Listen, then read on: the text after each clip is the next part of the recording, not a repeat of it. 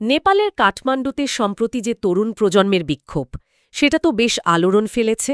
আজ আমরা এটা নিয়েই একটু কথা বলবো। হ্যাঁ, অবশ্যই। আমাদের কাছে দুটো ভিন্ন সোর্স আছে, দুটো ভিন্ন অ্যাঙ্গেল থেকে দেখছে বিষয়টাকে। একটা সোর্স বলছে এই বিক্ষোভের কারণ কি, কারা সংগঠিত করছে, মানে ওই হামি নেপাল সংগঠন, তাদের নিয়ে কিছু বিতর্ক। আর অন্য সোর্সটা ইঙ্গিত করছে যে এর পেছনে বাইরের কোনো শক্তি, যেমন ধরুন আমেরিকার কোনো ভূমিকা বা ভূ রাজনৈতিক কোনো চাল থাকতে পারে। একদম। তো আজকে আমরা চেষ্টা করব এই দুটো দিক মিলিয়ে নেপালের এই পরিস্থিতিটা, এর ভেতরের কারণ আর বাইরের যোগাযোগগুলো একটু তলিয়ে দেখতে। আচ্ছা, তাহলে শুরুতেই আসি, এই বিদ্রোহের শুরুটা কিভাবে হলো? মানে আচমকা কি এমন ঘটল? সরকারের কোনো সিদ্ধান্ত?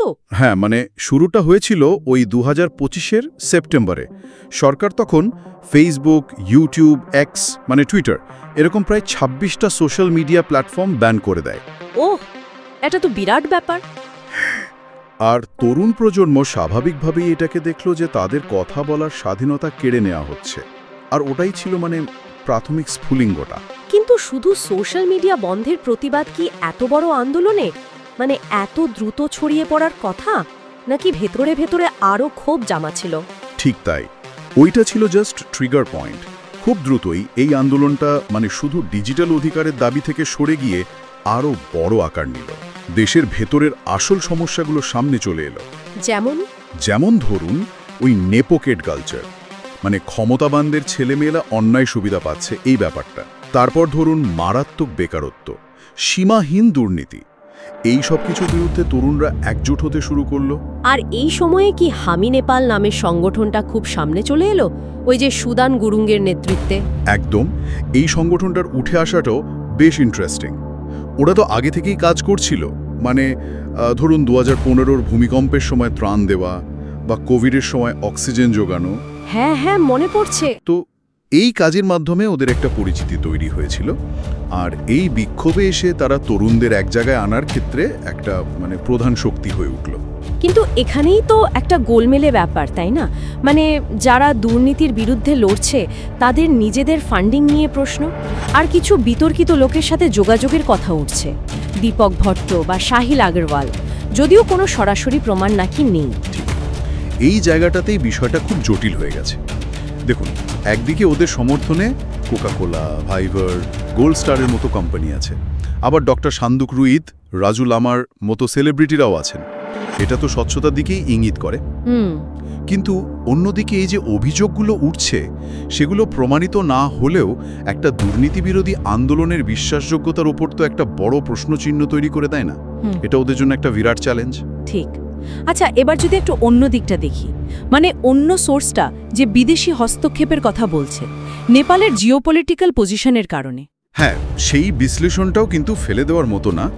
দেখুন, নেপাল তো ভারত আর চীনের ঠিক মাঝখানে, স্ট্র্যাটেজিক্যালি খুব গুরুত্বপূর্ণ জায়গা। অবশ্যই।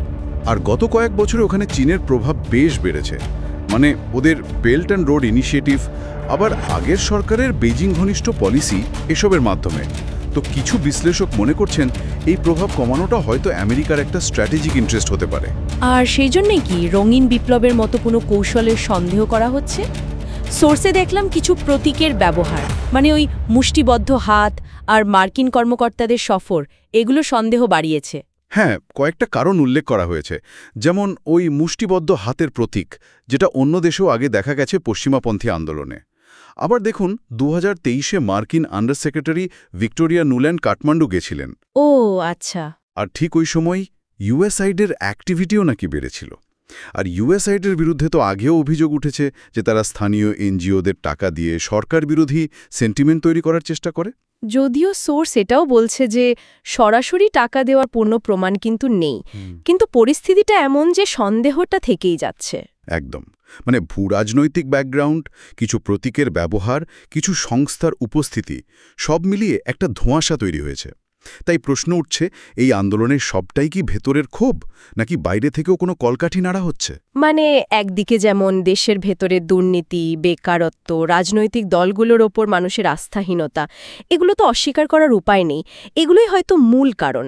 অবশ্যই। আবার অন্যদিকে সমালোচকরা ভাবছেন যে এই ভেতরের দুর্বলতাগুলোকেই হয়তো বাইরের কেউ কাজে লাগাচ্ছে, মানে সোশ্যাল মিডিয়া ব্যান করার মতো ঘটনাকে ব্যবহার করে মানুষের অসন্তোষটাকে একটা পরিকল্পিত দিকে নিয়ে যাওয়া হচ্ছে। এখানে বলে রাখা ভালো, আমরা কিন্তু শুধু সোর্সে যা বলা হয়েছে সেই বিশ্লেষণ আর সন্দেহগুলো তুলে ধরছি, কোনো পক্ষ নিচ্ছি না। সেটাই। সব মিলিয়ে দেখলে নেপালের পরিস্থিতিটা এখন বেশ জটিল।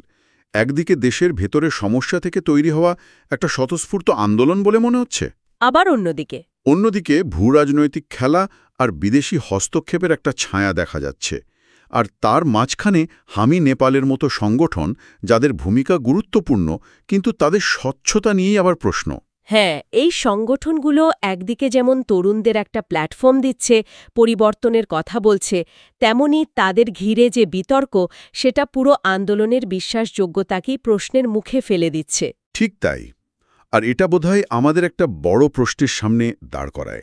মানে আজকের এই গ্লোবালাইজ দুনিয়ায়, যেখানে রাজনীতি, তথ্য সবই এত পেরেপ্লেতেন্য, সেখানে একটা গণ আন্দোলনের আসল চালিকা শক্তি কে বা কি, সেটা বোঝা, তার স্বচ্ছতা যাচাই করা, এটা কতটা কঠিন, বিশেষ করে যখন আন্দোলনটা এমন একটা ভূ-রাজনৈতিকভাবে সংবেদনশীল জায়গায় ঘটছে।